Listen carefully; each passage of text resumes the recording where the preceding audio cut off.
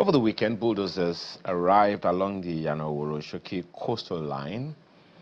On Monday, displaced families took their pain to the Third Mainland Bridge, and Lagos stood still.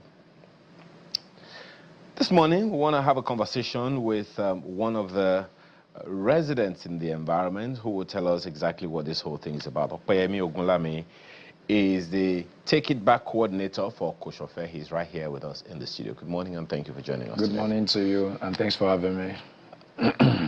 Exactly what happened? Well, yesterday was an unplanned event. Oh. Actually, we never planned for such outbreak and standstill in Lagos.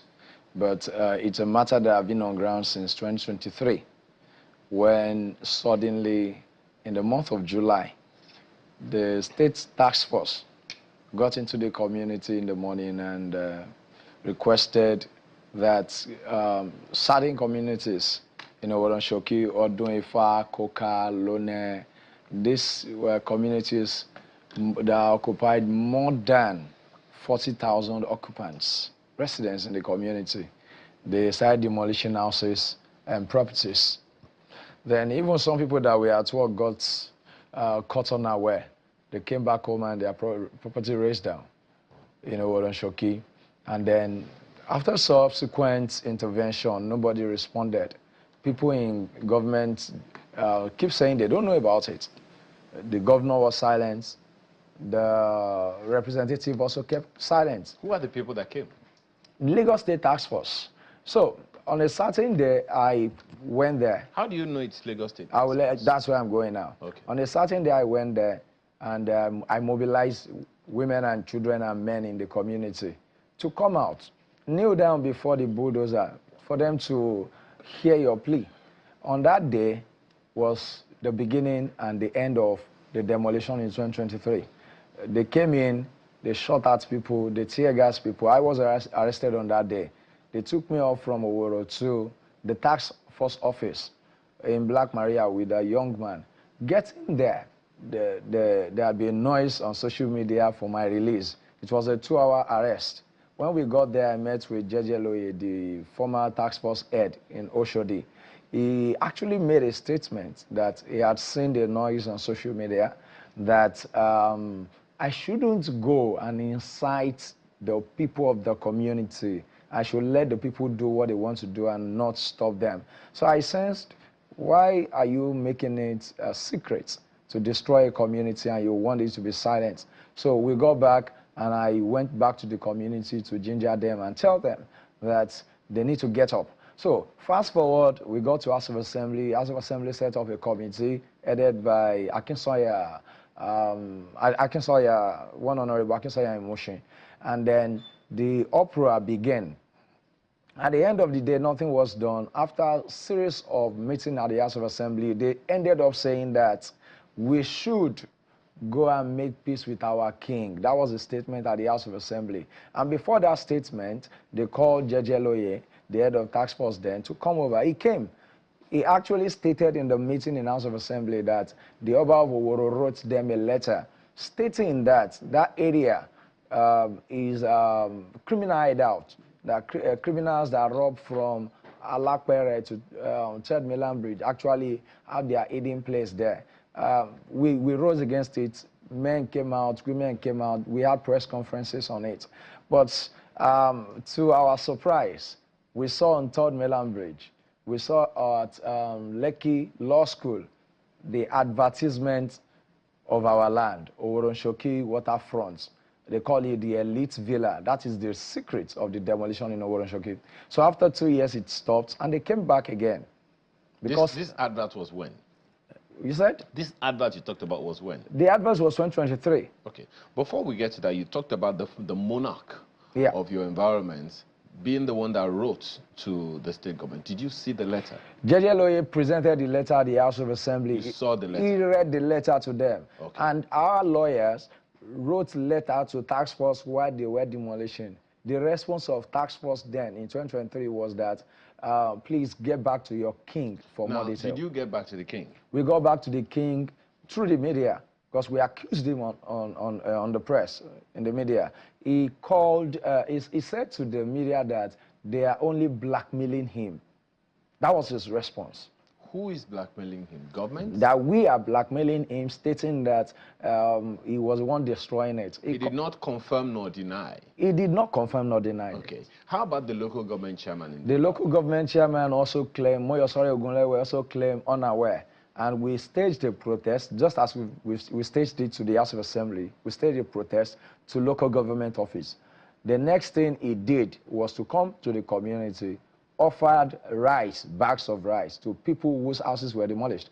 Kafilat Ogbara, House of Representatives for Kochofe, also came and alongside Moyosori Ogunlewe, offered 1 million naira to people in the community, people whose houses have been demolished. Then we told them then that it is not the money that we need, it is our property and reason for this demolition. Just a second, are you aware that the Oworonshoki corridor has been on the state drawing board for quite some years, dating back to 2017? Government had unveiled what they call the Oworonshoki waterfront regeneration with about 29 to 30 hectares of reclaimed land. Are you aware of that? I'm aware of that, and then at the State Assembly too, the Surveyor General of Lagos State came, and he also declared that those areas where demolition are extended to are exempted from this. Okay. Now there is also the claim, it's also being reported, rightly or not, that the houses that have been demolished are the houses that and they don't have government approval or permits. Is that correct? Can you confirm what you mean? Let me debunk that. That those houses have their CFOs pasted, even some are pasted on their gates till this moment, and they destroy their houses. And then, unfortunately, I need to clear this. Before this time, they have actually seen that people had resistance in that community. They used NIWA, National Inland Waterways Authority, against the people. We responded, and then thanks to Amnesty International that responded to them, NIWA was curtailed from taking action. They came again, the Oba of Oworo said a certain place will be used for Igboro, a shrine, that people are given 7 days to leave the area. The people responded through the area command office in Ogodo. They responded. The people in office are actually looking for legal way to nail the people of Oworonshoki, and they had to go through the building control agency when they came in. Okay. I believe Marquette would have a word or two for you as well. Marquette, please go ahead.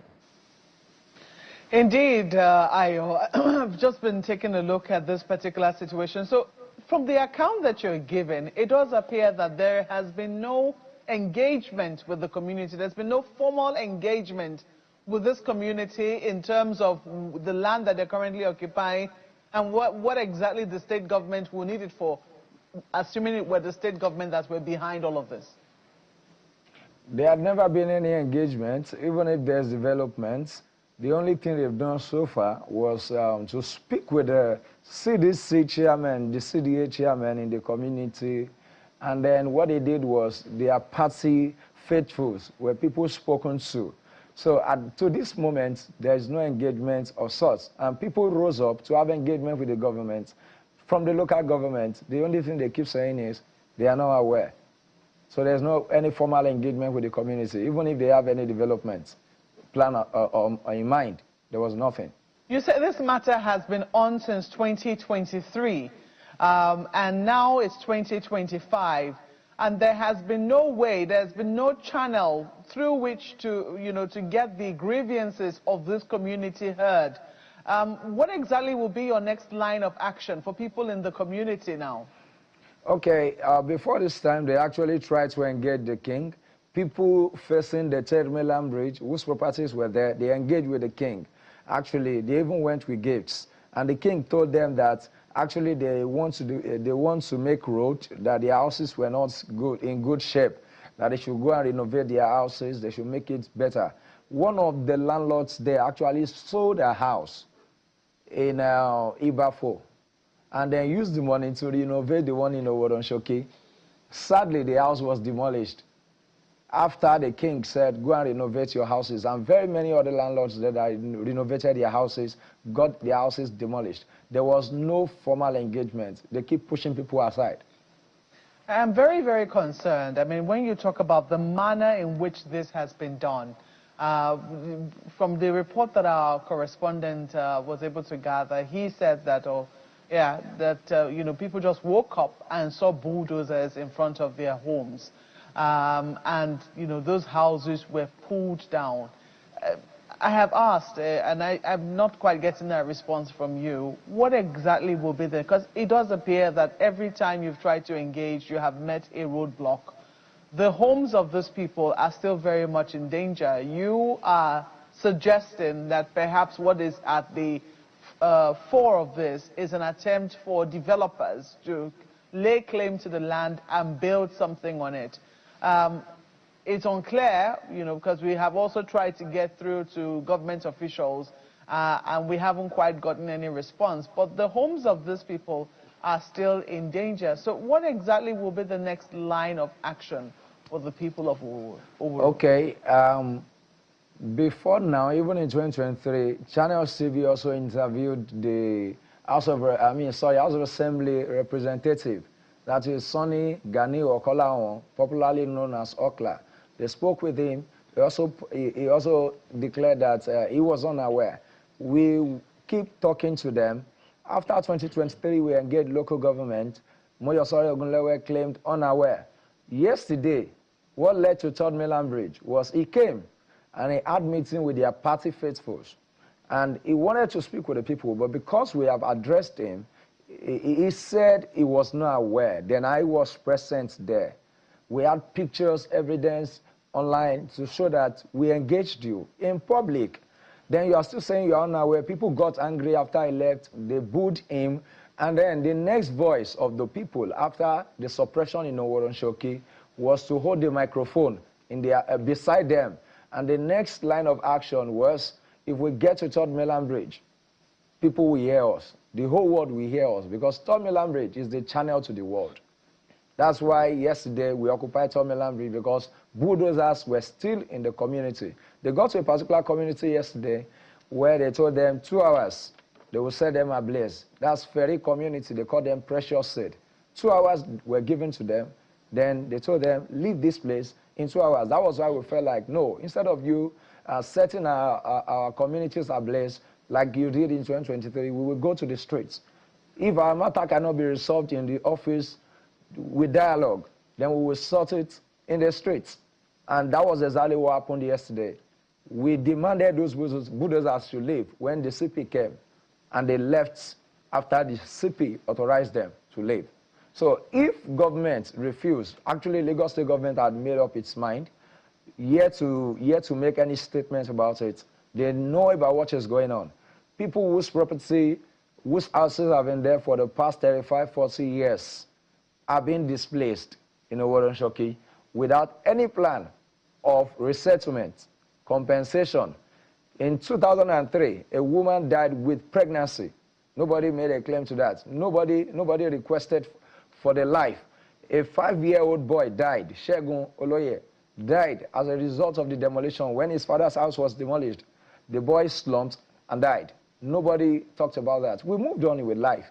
It will not happen to those people in government, and there will be quietness. That's why we feel that instead of we dying in the community, let them come and kill us on the Third Mainland Bridge. So if the government persists on this destruction of people's life, we'll keep settling our matter in the streets. It's a very, it's a very tough place to be. You know, for years, flying the Third Mainland Bridge and, you know, going back and forth. And sometimes you look at the community in Uru, just very close to the water. I'm very unclear, you know, as to where precisely was demolished yesterday, over the weekend. But sometimes you also have to ask, you know, if there has been a structured development of Uru, or the development have also been haphazard.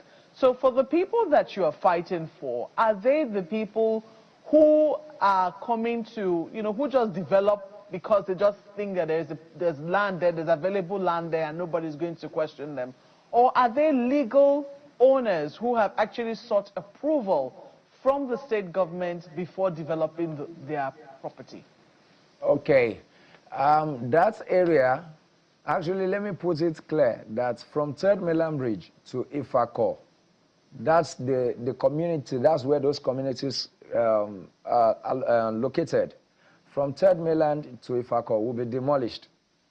And then we need to state that there are rightful owners that have gazette from Lagos State government. There's a family called the Akinpelu family. They are also part of the people selling land. The former king, who is the father of the current king, a late king now, also sold land in that place. The Oloto family also sold land to people in that place. They lay claim to legal documents to these lands. So how come someone became a king and need to evict all the people? Meanwhile, before this time, the former king, the late king, who is the father of the present king, actually told people to buy their land again before he died. Some people rejected the offer that they paid to the Omonile that have the property to the land. How come you became a king and you are requesting they should come and buy their lands again? Some people actually paid for their land at that time. In fact, there's a very elderly man that's now late in that community, the Ajishegiri. He also fought the king over this thing. Federal government is aware of this fight between the former king and the Ajishegiri family, that the king kept selling lands and properties of people, and then they want them to buy it again at about some millions of naira, and they rejected. Some that could do it did it, but this time they are coming again to say that their land is their ancestral land. There is nothing like that. People need to request for accountability from the people representing them in government, because there are documents to these lands. Well, we certainly will keep tabs with this development. You have said that this battle will continue, that if the state government, because clearly now it does appear that on the one hand, we hear this is something that is happening between the king of your place and the, let's say, and the community, and on the other hand, you're also suggesting that perhaps the state government is also involved. So which exactly is it? Is it a battle with the king, or do you think the king is acting on the orders of the Lagos state government? Lagos state government is here to say anything. From 2023 till now, even till yesterday, local government chairman says he is unaware. Regardless of the meeting, the information he got, the money he came to give, the rights he came to offer with the Federal House of Rep, Kafila Togbara, Lagos state government still kept quiet over this matter. Meanwhile, they did this. We need to make this clear. They did this because they felt that the people of Oworonshoki have nobody. They did this because they felt the people of Oworonshoki do not know their left from their right. It's a low-income earners community, and that community must be taken from the poor and redistributed to the rich. And this is undemocratic. They need to grant us audience to hear us. Okay, so what is the current situation now of the community? The community is in turmoil and in a state of distress. A lot of people have got their shock. Many people are still dying. Till July 2025, a woman still died and was confirmed that the shock she had. Everybody, very many elderly people are saying the community that could not come out. And they are still expecting demolition to take place again. Their houses will be gone. There is no, in fact, there is no peace in the community. They don't know where to go because people in government don't grant them audience. So right now, there is no, the tractors are still there or they have left. What exactly is the current situation in the community? The tractors left yesterday, okay, after our noise, but we still have one around the Third Mainland Bridge still there. Okay. Okay. That is the situation now. Okay, so what is the community asking for? For a pause, for compensation, for upgrading, for relocation? What exactly do you think will resolve this issue? The community need nothing but compensation. If you need the land, by all means, you compensate and resettle people. The way they are doing to people in Okota, you should do that. You don't displace people. And then the community is taking legal action immediately against the Lagos State government for displacing the majority part of the people and community in Oworonshoki. Was there any notice given to the people at all? We understand that some got some 1 month notice or something. Yeah, in the month of April this year, they gave notice to people. It was not notice of eviction. It was notice of things happening in their community from local government. They placed the paper stating the conditions of their community and then to put it in order. That was when they went to the king to have a meeting with him. When they had a meeting with him, he told them the condition verbally and told them the community is not looking nice, there's no enough road, blah, blah, blah. Okay. And they went back to put everything in order. Okay. So, because what I understand is that under the Lagos State Tenancy Law, Section 13 says if there is no written agreement specifying the notice period, then the default notice periods are, if you're a weekly tenant, you have 7 days notice. If you're a monthly tenant, you get a 1 month notice. If you're a quarterly tenant or half-yearly tenant, you get 3 months notice.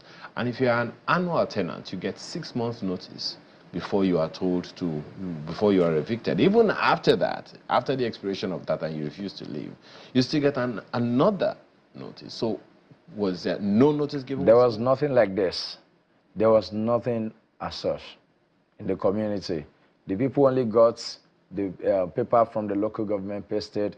And in 2023, some people close to the water also got notice, but they didn't tell them the entirety of the community will be demolished. And then sadly, 12 in the midnight, that's the horrible part, 12 in the midnight on Saturday, people got the bulldozer in front of their houses, and they got them demolished. From 12 a.m. till 7 p.m. in the night, houses were still being demolished. What government does that to the people they are meant to protect? One of the things that is troubling is that on the one hand you said that the government hasn't said anything. The local government chairman says he's unaware, but he came with food items. In 2023. The House of Reps member, you said also. 1 million naira, Kafila Togbara. And they are not aware of the demolition. And they still claim unaware. Okay. Has there been any such, knowledge by any of them, any statement from any one of them in recent time? If there's any statement, yes, if there's any statement, the only statement that will be from them is a statement between the party members. That's not even member, party leaders, because they demolish the houses of lots of their members. They don't care about them. They demolish the houses. The CDA, CDC leaders were the ones having meetings with their representatives. And they just get to the community to defend their representatives, to defend their party. They made it a party thing. They would displace some and leave some. I'm a little befuddled. When you said it is the state government that is, demolishing their houses, but then the state government hasn't said anything. Help me understand. Who is in charge of state task force? It's the government. And the government, even in 2023, government said it was not aware until we took the fight that we took yesterday to Tomiland Bridge. We took it to the House of Assembly. Until I got arrested in 2023, I was taken to tax office. And then we had problem there. We started arguing about it. They wanted to kill the case. But thank God, thankfully, yesterday, we took the case out. Third Mainland Bridge was the best point for the people. If you want to get killed, kill us in Third Mainland Bridge. People were dying inside, enough of dying inside. And then the representatives should stop lying to the people. Nigeria had been built on lies. They have their selfish interest at heart. And this time, we will never stay on lies again, so that our life wouldn't be destroyed. You know, it's a whole load of issues to raise here, and with all of these protests and all of the issues that are being raised, I want to believe that the state government has already gotten, the information. And as my colleague Mark said, We are already, even now with this program, making overtures to the state government to let us know exactly what is happening so that at least we can hear the second side of the story. Okoyemi Ogunlami, Take It Back coordinator, Kushofe, thank you so much for your time this morning. Thanks for having me here, sir.